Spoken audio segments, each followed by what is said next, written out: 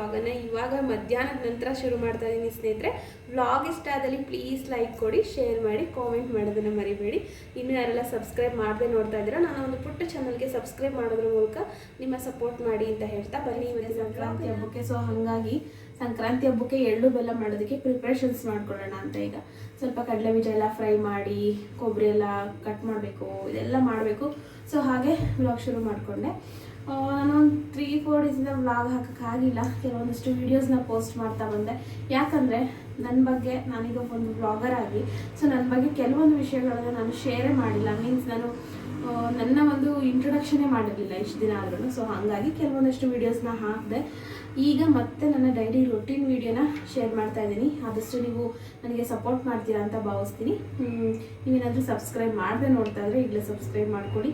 ಬನ್ನಿ ಈಗ ಎಳ್ಳು ಬೆಲ್ಲನ ಹೇಗೆ ಮಾಡೋದು ಅಂತ, ಎಳ್ಳು ಬೆಲ್ಲ ರೆಸಿಪಿ ಬೇರೆ ಒಂದು ವಿಡಿಯೋ ಮಾಡಿ ಹಾಕ್ತೀನಿ. ನಾನಿಲ್ಲಿ ಪ್ರಿಪ್ರೇಷನ್ ಇವಾಗ ಏನೇನು ಎಳ್ಳು ಬೆಲ್ಲ ಮಾಡೋದಕ್ಕೆ ಏನೆಲ್ಲ ಮಾಡಬೇಕು ಅಂತ. ಇವಾಗ ಫ್ರೀ ಆಗಿದ್ದೀನಲ್ವ, ಸೊ ಲಕ್ಷ ಸ್ಕೂಲಿಂದ ಬಂದಿಯಾಡ. ಈಗ ಸ್ವಲ್ಪ ಈ ಕೊಬ್ಬರಿ ಹೆಚ್ಚೋದು ಇದೆಲ್ಲ ಮಾಡಿ ಇಟ್ಕೊಂಡು ಸ್ವಲ್ಪ ಬಿಸಿಲಲ್ಲಿ ಒಣಗಿಸ್ಬೇಕು ಅದನ್ನು. ಹಾಗಾಗಿ ಇದು ಬನ್ನಿ ಚಕಾಚಕ್ ಅಂತ ವ್ಲಾಗನ್ನು ಶುರು ಮಾಡ್ಕೊಳ್ಳೋಣ. ಫಸ್ಟ್ ನಾವು ಬಂದು ಕಡಲೆ ಬೀಜ ಹುರ್ಕೊಳ್ಳೋಣ. ನಾನು ಏನಕ್ಕೆ ಈ ಕಡಲೆ ಬೀಜ ಹುರಿತಾ ಇದ್ದೀನಿ ಅಂದರೆ, ನಮ್ಮ ಮನೆಯಲ್ಲಿ ಕಡಲೆ ಬೀಜ ಹುರಿವಾಗ ಯಾರಾದ್ರೂ ಹಿಂಗೆ ಕೈ ಹಾಕಿ ತಕ್ಕೊಂಡು ತಿನ್ಬೇಕಲ್ವಾ. ಸೊ ಅವ್ರು ಇವಾಗ ಬಂದಿದ್ದಾರೆ, ಪ್ರೆಸೆಂಟ್ ಆಗಿದ್ದಾರೆ, ಅವ್ರು ಇಲ್ಲಿ ಕೂತಿದ್ದಾರೆ. ಅದಕ್ಕೋಸ್ಕರ ಅವ್ರಿಗೆ ಕೈ ಹಾಕಿ ತಕ್ಕೊಂಡು ತಿನ್ನಲಿ ಅನ್ನೋದಕ್ಕೋಸ್ಕರ. ಮತ್ತು ಅವ್ರನ್ನ ಅವಾಯ್ಡ್ ಮಾಡಬೇಕು. ನಂಗೆ ಅದೊಂಥರ ಖುಷಿ. ಅವಳೇನಾದರೂ ನಾನು ಮಾಡುವಾಗ ಕೈ ಹಾಕಿ ತಿನ್ನುವಾಗ ಅಂತ ಗದರಿಸೋದು. ಸೊ ಹಂಗಾಗಿ ಈಗ ಅಲ್ಲಿಲ್ಲ ಬಿಡು ಚಿನ್ನ, ಅಲ್ಲಿಲ್ಲ ಬಿಡು, ಖಾಲಿಯಾಗಿದೆ. ಇಲ್ಲ ಅದು ಬೇಕು, ಒಗ್ಗರಣೆಗೆ ಬೇಕು. ಈಗ ಕಡಲೆ ಬೀಜ ತೊಗೊಂಬರ್ತೀನಿ. ಅಷ್ಟರಲ್ಲಿ ತವ ಕೂಡ ಬಿಸಿ ಆಗಲಿ.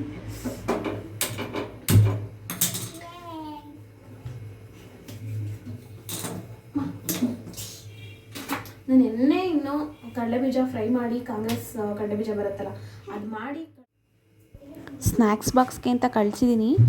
ಬಟ್ ನೋಡಿ ಇವಾಗ ನಮ್ಮ ಮನೆ ಕಳ್ಳಿ ಏನು ಮಾಡ್ತಾಳೆ ಅಂತ ನೋಡಿ.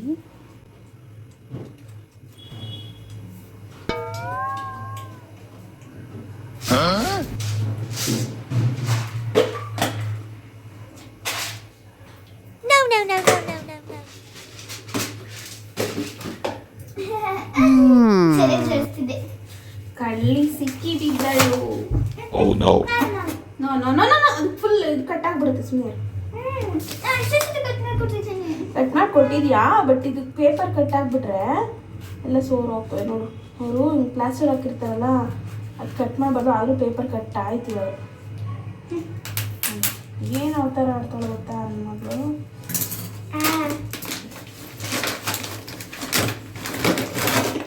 ಲಾಸ್ಟ್ ಟೈಮ್ ಡಿಮಾರ್ಟಲ್ಲಿ ತಂದಿರೋ ಅಂಥದ್ದು ಹಳೇದಿತ್ತು, ಅದನ್ನೇ ಯೂಸ್ ಮಾಡ್ತಾ ಇದ್ದಾಳೆ ಈಗ ಒಗ್ಗರಣೆಗೆಲ್ಲ. ನೋಡಿ ಆಲ್ರೆಡಿ ಕೈ ಹಾಕ್ತಿಂದ್ರ.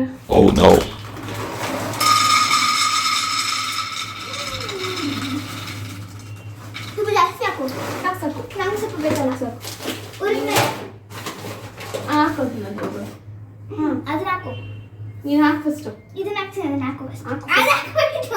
ನೀ ಫಸ್ಟ್ ಹಾಕು. ಓಕೆ, ಹುರಿದಾದ್ಮೇಲೆ ತಿನ್ನು. ಅವು 4 ಮಾತ್ರ ಎತ್ಕೋಬೇಕು, ಸರಿನಾ?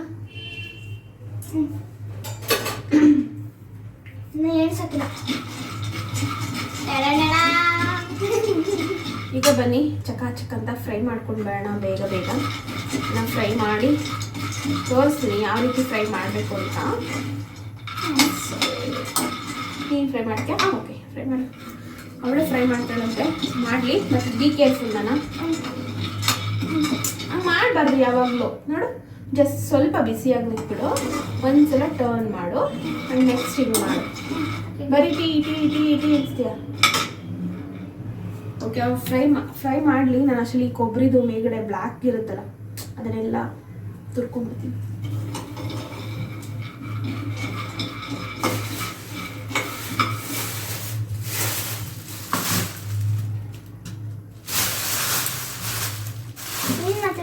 ನೋಡಿ, ಊರಿಂದ ಕೊಬ್ಬರಿ ತೊಗೊಂಬಂದಿದ್ದೆ. ನಮ್ಮದು ಚಿಟ್ಟೂರು ಆಗಿರೋದ್ರಿಂದ, ನಮ್ಮದು ನಮ್ಮ ಕಡೆ ಕೊಬ್ಬರಿ ತುಂಬಾ ಫೇಮಸ್. ಅಮ್ಮ ಲಾಸ್ಟ್ ಟೈಮ್ ಹೋದಾಗ ಕೊಬ್ಬರಿ ಕೊಟ್ಟಿದ್ದು. ಆಮೇಲೆ ಏನು ಗೊತ್ತಾ, ಕೊಬ್ಬರಿನ ಉಂಡಿಯಾಗಿ ಈ ರೀತಿ ನಮ್ಮ ಕಡೆ ಗಿಟ್ಕು ಅಂತ ಹೇಳ್ತಾರೆ. ನಮ್ಮ ಚಿಟ್ಟೂರು ಕಡೆ ಇದನ್ನ ಗಿಟ್ಕು ಅಂತ ಹೇಳ್ತಾರೆ. ಸೊ ಹೀಗೆ ಉಂಡಿಯಾಗಿ ಇಡಬೇಡಿ, ಹೀಗೆ ಉಂಡಿಯಾಗಿ ಇಟ್ಟರೆ ಕೆಟ್ಟೋಗುತ್ತೆ ಕೊಬ್ಬರಿ. ಆದಷ್ಟು ಈ ರೀತಿ ಬಟ್ಲು ಮಾಡಿ ಒಣಗಿಸ್ಬಿಟ್ಟು ಇಟ್ಟರೆ ನೀವು ಎಷ್ಟು ವರ್ಷ ಇಟ್ಟರು ಏನಾಗಲ್ಲ. ಬನ್ನಿ ಇದನ್ನು ಫಸ್ಟು ಇದ್ರ ಮೇಲಿರುವಂಥ ಸಿಪ್ಪೆನೆಲ್ಲ ಫೀಲ್ ಮಾಡ್ಕೊಂಡ್ಬಿಡ್ತೀನಿ. ವರ್ಷ ಯಾರಿರಲ್ಲ, ನಾನು ಇದು ಬಿಟ್ಟರೆ ಫುಲ್ ನಾನು ಕೊಟ್ಟಿದ್ದ ಇವಳು ತರದಿದ್ರೆ ವರ್ಷ ಇರಕ್ಕೆ ಬಿಡ್ತಾರ? ಇವ್ರಪ್ಪನೂ ಅಷ್ಟೇ. ಇಲ್ಲಿ ಇದು ಚಾಪರ್ನ ಇದು ಗ್ರೇಟರು ಅದೇನೋ ಗ್ರೀನ್ ಕಾಣ್ತೈತೆ ನೋಡಿ.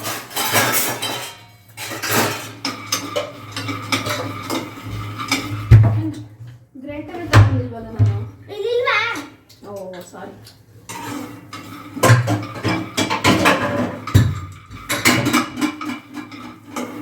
ಏನೋ ಮಗುನ ಇಟ್ಕೊಂಡ್ಬಿಟ್ಟು ಊರೆಲ್ಲ ಸುತ್ತಿದ್ಲು ಅಂತ ಯಾರೋ, ಹಂಗಾಯ್ತು.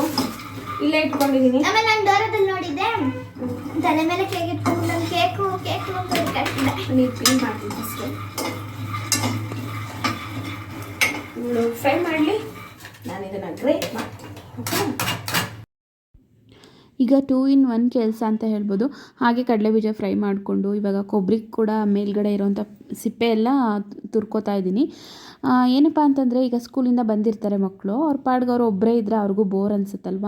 ಸೊ ನಮ್ಮ ಜೊತೆ ಅವರು ಆಟ ಆಡ್ದಂಗೂ ಆಗುತ್ತೆ, ಇತ್ತಾಗ ನಮ್ಮ ಜೊತೆ ನಮ್ಮ ಕೆಲಸ ಕೂಡ ಆಗುತ್ತೆ. ಆಮೇಲೆ ಅವ್ರ ಜೊತೆ ಕೂಡ ಸ್ವಲ್ಪ ಟೈಮ್ ಸ್ಪೆಂಡ್ ಮಾಡ್ದಂಗೂ ಆಗುತ್ತೆ. ಸ್ವಲ್ಪ ಸ್ಕೂಲಿಂದ ಬಂದಾಗ ಅವ್ರಿಗೊಂದಿಷ್ಟು ಟೈಮ್ ಕೊಡಬೇಕು. ಅವರು ಸ್ಕೂಲಲ್ಲಿ ಏನು ನಡೆದಿರುತ್ತೆ ಎಲ್ಲ ನಮ್ಮ ಹತ್ರ ಫ್ರೆಂಡ್ಲಿಯಾಗಿ ಹೇಳ್ಕೊಳ್ತವೆ ಮಕ್ಕಳು.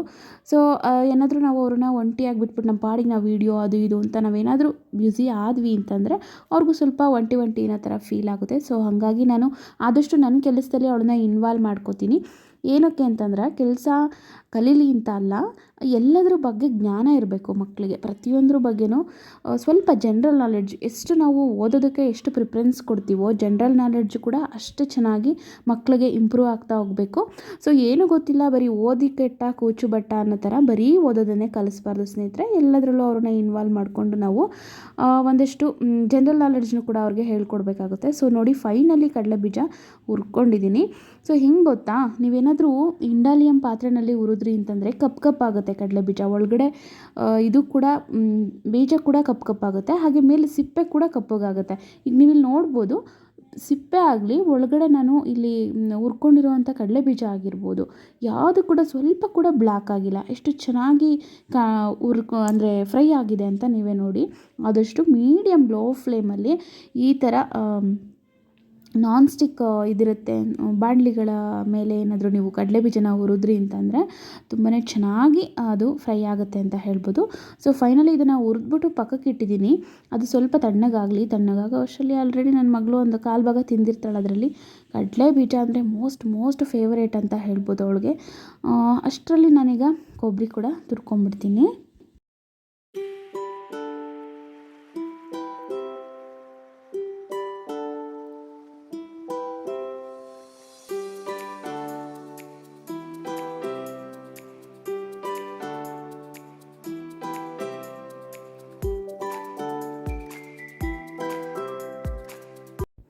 ಈ ಕೊಬ್ಬರಿ ಮೇಲ್ಗಡೆ ಇರೋವಂಥ ಕಪ್ಪು ಭಾಗ ಎಲ್ಲ ಏನಿದೆ ಅದನ್ನೆಲ್ಲ ನೀಟಾಗಿ ನಾನು ಗ್ರೇಟ್ ಮಾಡಿದೆ. ಅಷ್ಟರಲ್ಲಿ ಲಕ್ಷ್ಯ ಕೂಡ ಅದ್ರ ಸಿಪ್ಪೆನೆಲ್ಲ ನೀಟಾಗಿ ಇದು ಮಾಡಿದ್ಲು.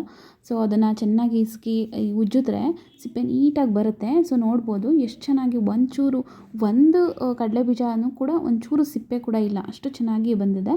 ಆದಷ್ಟು ನೀವೇನಾದರೂ ಫ್ರೈ ಮಾಡ್ತಿರುವಾಗ ನಿಮಗೆ ಸಿಪ್ಪೆ ಪೀಲ್ ಮಾಡಬೇಕು ಅಂದರೆ ಈ ಥರ ನಾನ್ ಸ್ಟಿಕ್ ಬಾಣಲಿಗಳಲ್ಲಿ ಫ್ರೈ ಮಾಡಿ ನೋಡಿ. ನಾನು ತುಂಬ ಸಲ ಇದನ್ನು ಎಕ್ಸ್ಪೆರಿಮೆಂಟ್ ಮಾಡಿಬಿಟ್ಟಿದ್ದೀನಿ. ನೀವೇನಾದರೂ ಈ ಅಲ್ಯೂಮಿನಿಯಂ ಪಾತ್ರೆಯಲ್ಲಿ ನಾವೇನಾದರೂ ಫ್ರೈ ಮಾಡ್ತು ಅಂತಂದರೆ ಕಪ್ಪಗಾಗ್ಬಿಡುತ್ತೆ, ಒಳಗಡೆ ಬೀಜ ಕೂಡ ಕಪ್ಪಗಾಗುತ್ತೆ, ಹಾಗೆ ಸಿಪ್ಪೆ ಕೂಡ ಕಪ್ಪಗಾಗ್ಬಿಡುತ್ತೆ. ಈ ರೀತಿ ಹುರಿಯೋದ್ರಿಂದ ಕಲರ್ ಅಂತೂ ತುಂಬ ಚೆನ್ನಾಗಿ ಕಾಣಿಸುತ್ತೆ ನಮಗೆ. ಈಗ ನಾವಿಲ್ಲಿ ಎಳ್ಳು ಬೆಲ್ಲ ಮಾಡೋದ್ರಿಂದ ಕಪ್ಪಗಿದ್ರೆ ಅಷ್ಟೊಂದು ನೋಡೋದಕ್ಕೂ ಅಷ್ಟೊಂದು ಚೆನ್ನಾಗಿರಲ್ಲ. ಸೊ ಹಾಗಾಗಿ ನಾನು ಈ ರೀತಿ ಫ್ರೈ ಮಾಡಿಕೊಂಡೆ. ಆ್ಯಂಡ್ ನೆಕ್ಸ್ಟ್ ನೀವು ಇಲ್ಲಿ ನೋಡ್ಬೋದು, ಕೊಬ್ಬರಿನೆಲ್ಲ ಮೇಲ್ಗಡೆ ಕಪ್ಪಗಿರೋದೆಲ್ಲ ತುರಿದಿಟ್ಟಿದ್ನಲ್ಲ, ಸೊ ಅದನ್ನು ಸ್ಲೈಸ್ ಮಾಡ್ತಾಯಿದ್ದೀನಿ. ಲಕ್ಷ್ಯ ಕಟ್ ಮಾಡ್ತೀಯಾಳೆ. ಅವಳಿಗೆ ಸ್ವಲ್ಪ ಚಾಪಿಂಗಲ್ಲಿ ನೀವು ಏನು ಮಕ್ಳ ಕೈಲೆಲ್ಲ ನೈಫ್ ಕೊಟ್ಟಿದ್ದೀರಾ ಅಂತ ಅನ್ಬೋದು. ಸೊ ಅವಳಿಗೆ ಅಭ್ಯಾಸ ಇದೆ, ಆದರೆ ನಾನು ಮುಂದೆ ಇದ್ದಾಗ ಮಾತ್ರ ಅವಳು ನೈಫನ್ನು ಮುಟ್ಟಬೇಕು. ನಾನೆಂದರೂ ಮುಂದೆ ಇಲ್ಲ, ಅವಳು ಮಾತ್ರ ಕಿಚನಲ್ಲಿ ಇದ್ದಾಳೆ ಅಂದರೆ ನಾನು ಅದನ್ನು ಮುಟ್ಟೋಕೆ ಬಿಡಲ್ಲ. ಸೊ ಅವಳು ಕೂಡ ಅದನ್ನೆಲ್ಲ ತೊಗೊಳ್ಳಲ್ಲ. ಸೊ ನಾನು ಏನೇ ಮಾಡಿದ್ರು ನಾನು ಪರ್ಮಿಷನ್ ತೊಗೊಂಡು ಅವಳು ಮಾಡೋದು. ಇವಾಗ ನಾನು ಸ್ಲೈಸ್ ಮಾಡಿಕೊಡ್ತಾ ಇದ್ದೀನಿ. ಕೊಬ್ಬರಿ ತುಂಬ ಸಾಫ್ಟಾಗಿತ್ತು. ಈ ಸ್ವಲ್ಪ ತುಂಬ ಗಟ್ಟಿಯಾಗಿರಲಿಲ್ಲ, ಸ್ವಲ್ಪ ಸಾಫ್ಟಾಗಿದ್ದರಿಂದ ಚೆನ್ನಾಗಿ ಕಟ್ ಮಾಡೋದಕ್ಕೆ ಬರ್ತಾಯಿತ್ತು. ಸೊ ಹಾಗಾಗಷ್ಟೇ ಅವಳ ಕೈಲಿ ನಾನು ನೈಫನ್ನು ಕೊಟ್ಟಿದ್ದು. ಪ್ರತಿ ಸಲ ನಾನು ಮತ್ತು ಹಸ್ಬೆಂಡ್ ಇಬ್ಬರು ಸೇರಿ ಕಟ್ ಮಾಡ್ಕೊತಾ ಇದ್ವಿ. ಬಟ್ ಈ ಸಲ ಲಕ್ಷ್ಯ ಕಟ್ ಮಾಡಿಕೊಡ್ತೀವಳೆ ಅಷ್ಟೇ. ನೆಕ್ಸ್ಟ್ ಸಲ ನನಗೆ ಇನ್ನೂ ಹೆಲ್ಪ್ ಮಾಡಿಕೊಡ್ಬೋದು ಅವಳು. ಯಾಕಂದರೆ ವರ್ಷದಿಂದ ವರ್ಷಕ್ಕೆ ಮಕ್ಕಳು ಬೆಳೀತಾ ಹೋಗ್ತವೆ. ಹಾಗೆ ನಮ್ಮ ಜೊತೆ ಕುತ್ಕೊಂಡು ಕೆಲಸ ಮಾಡೋಷ್ಟು ಲೆವೆಲಿಗೆ ಬಂದ್ಬಿಟ್ಲು ನನ್ನ ಮಗಳು. ನಿಜವಾಗ್ಲೂ ಈಗಲೂ ಆಗಲೋ ಒಂದು ಏನನ್ಸುತ್ತೆ ಗೊತ್ತಾ, ನಾನು ಈಗೆಲ್ಲೋ ನನ್ನ ಮಗಳು ಹುಟ್ಟಿಯಾಳೆ ಅನ್ನೋ ಒಂದು ಫೀಲ್ ಆಗುತ್ತೆ.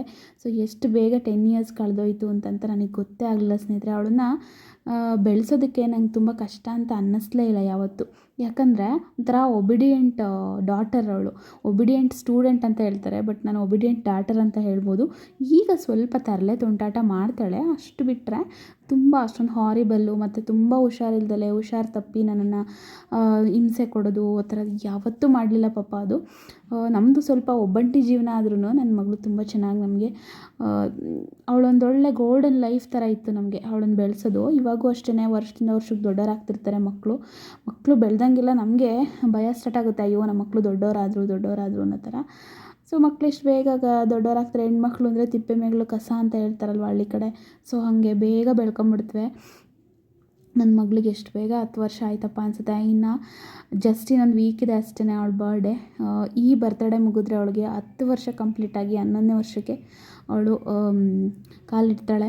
ಸೊ ನನಗಂತೂ ಎಷ್ಟು ಬೇಗ ದೊಡ್ಡವಳಾದ್ಲು ಅಂತ ನಿಜವಾಗ್ಲೂ ಅನ್ನಿಸ್ತಾ ಇರುತ್ತೆ. ಹಾಗೆ ವಯಸ್ಸಿಗೆ ತಕ್ಕನಾಗಿ ಮಕ್ಕಳು ಹೆಂಗೆ ಬೆಳೀತಾರೋ ಹಂಗೆ ಅವ್ರ ಬದಲಾವಣೆಗಳನ್ನು ನಾವು ನೋಡ್ತಾ ಹೋಗಬೇಕು. ಹಾಗೆ ಅವ್ರಿಗೆ ನಮ್ಮ ಜೊತೆ ಕೂತು ಸ್ವಲ್ಪ ಅವ್ರಿಗೆ ಒಂದಷ್ಟು ಕೆಲಸಗಳನ್ನು ಕೂಡ ಹೇಳ್ಕೊಡ್ಬೇಕು. ನೀವು ಇಡೀ ವಿಡಿಯೋದಲ್ಲಿ ನೋಡಿ ಅವಳ ಬಾಯಂತೂ ನಿಂತೇ ಇಲ್ಲ, ಪಟ ಪಟ ಪಟ ಪಟ ಅಂತ ಆಡ್ತಾಯಿದೆ. ಪಟ ಪಟ ಅಂತ ಮಾತಾಡ್ತಾನೆ ಇರ್ತಾಳೆ ಅನ್ಲಿಮಿಟೆಡು. ಸೊ ನನಗೆ ಹೆಂಗೆ ಕೆಲಸ ಮುಗೀತು ಅಂತಲೇ ಗೊತ್ತಾಗಲಿಲ್ಲ. ವಿತಿನ್ 1 ಅವರಲ್ಲಿ ನಾನು ಎಲ್ಲ ಕೆಲಸ ಮುಗಿಸ್ಕೊಂಡೆ. ಆ್ಯಂಡ್ ನೆಕ್ಸ್ಟ್ ಈಗ ಮನೆ ಕೂಡ ಎಲ್ಲ ಗುಡಿಸಿ ಕ್ಲೀನ್ ಮಾಡ್ಕೋಬೇಕು. ಇಷ್ಟರಲ್ಲಿ ಆಲೇ ಟೈಮ್ ಬಂದು 4:15 ಆಗ್ತಾ ಬಂತು. ನೆಕ್ಸ್ಟ್ ಅವಳಿಗೆ ಓದಿಸ್ಬೇಕಲ್ವ, ನಾನು ಅವಳು ಓದೋ ಕಡೆ ಕೂಡ ಗಮನ ಕೊಡಬೇಕು.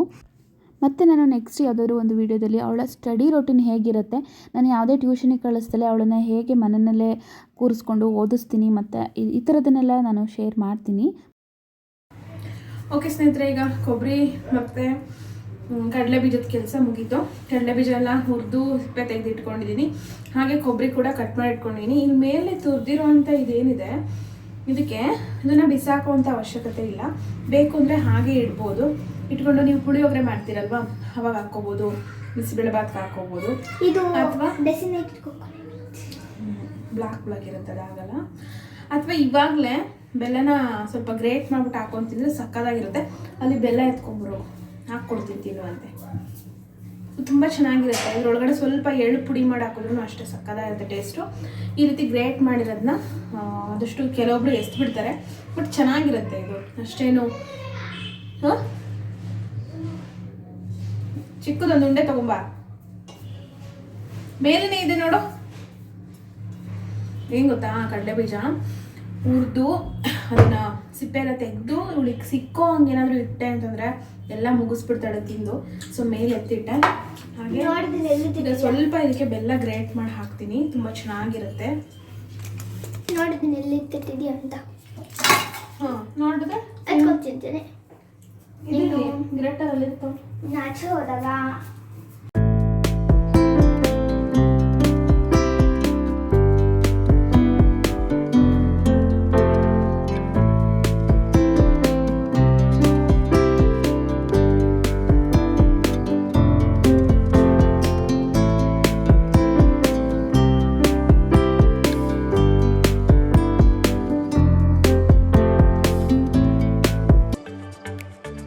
ಹಿಂಗಿದೆ ಅಂತ ಹೇಳು.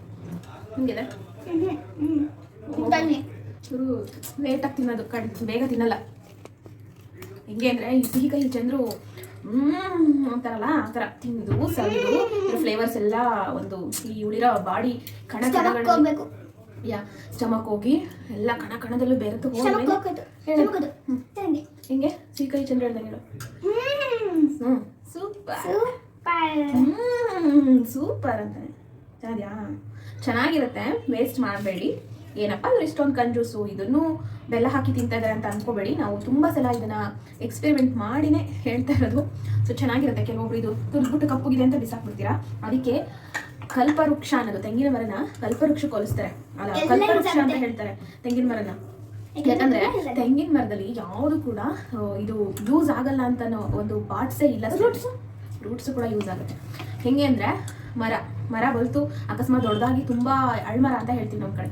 ಹಂಗಾಗಿ ಬಿದ್ದೋದ್ರೆ ಮರನ ಏನಕ್ಕಾದ್ರೂ ಒಂದು ಈ ಮನೆ ರೂಫಿಂಗ್ಗೆ ಫರ್ನಿಚರ್ ಮಾಡಲ್ಲ, ಮನೆ ರೂಫಿಂಗ್ಗೆ ಈ ಥರದಕ್ಕೆಲ್ಲ ಯೂಸ್ ಮಾಡ್ತಾರೆ. ಹಾಗೆ ಅದೇನಾದ್ರೂ ಎಳ್ನೀರು ಕೆಳಗಡೆ ಬಿದ್ದು ಅದೇನಾದ್ರು ಬುರುಡೆ ಅಂತ ಹೇಳ್ತೀವಿ ನಮ್ಮ ಕಡೆ.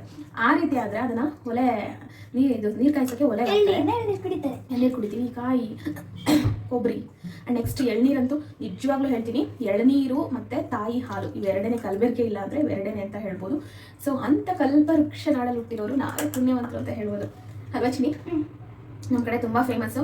ಪ್ರತಿಯೊಂದು ಅಡುಗೆಗೂ ಸ್ನೇಹಿತರೆ ಪ್ರತಿಯೊಂದು ಯಾ ತಿಟ್ಟೂರಿಗೆ ಏನಾದರೂ ಹೋಯ್ತು ಅಂತಂದರೆ ಕಲ್ಪತರು ಅಂತಲೇ ಜಾಸ್ತಿ ನಮ್ಮ ಒಂದು ಟೌನಲ್ಲಿ ಅಂಗಡಿಗಳಾಗಿರ್ಬೋದು, ಹಾಸ್ಪಿಟಲ್ಸ್, ಆಮೇಲೆ ಕಲ್ಪತರು ಗ್ರ್ಯಾಂಡ್ ರೆಸಿಡೆನ್ಸಿ ಅಂತ ಒಂದು ಹೋಟೆಲ್ ಇದೆ ಮೇನ್ ರೋಡಲ್ಲಿ.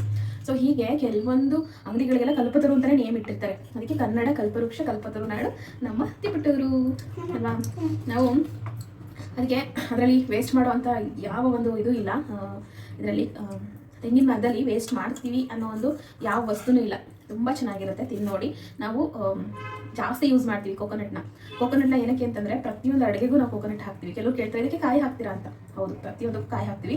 ಕಾಯಿ ಸಿಮೇಲೆ ಹುಟ್ಟಿ ಕಾಯಿ ತಿನ್ನಿಲ್ಲ ಅಂದರೆ ಹೆಂಗೆ ಅಲ್ವಾ? ಸೊ ಅದಕ್ಕೆ ಇವಳು ಎಂಜಾಯ್ ಮಾಡ್ತಿದ್ದಾಳೆ. ಇದನ್ನು ಎತ್ತಿಡ್ತೀನಿ. ಹಸ್ಬೆಂಡ್ ಕೂಡ ತುಂಬ ಇಷ್ಟಪಡ್ತಾರೆ.